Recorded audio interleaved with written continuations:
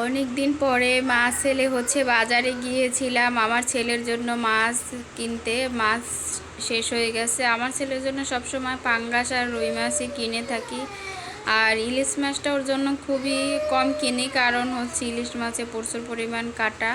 আর চিংড়ি মাছটা কিনি। আর চিংড়ি মাছ এই যে বড় সাইজের এগুলো কিনি। আসলে ক্যামেরায় দেখা যাচ্ছে ছোট ছোট, কিন্তু আসলে অনেক অনেক অনেক বড় সাইজের চিংড়ি মাছ, 1100 টাকা করে।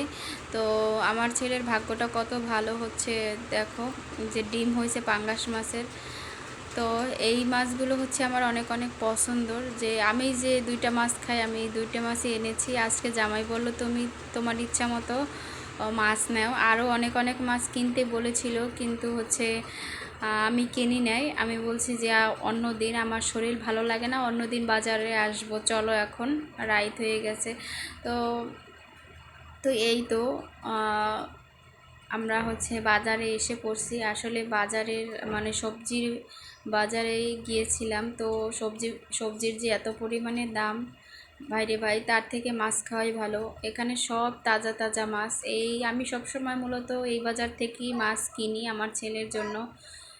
তো এখানে মাছ মানে ওরা কেটে দেয়।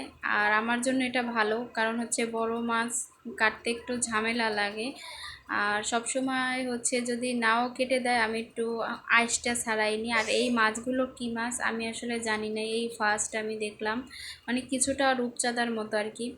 আর এখানে দেখেন কত বড় বড় শিং মাছ। আর এই মাছগুলো আমার কাছে খুবই ভালো লাগে, কারণ সামুদ্রিক মাছ।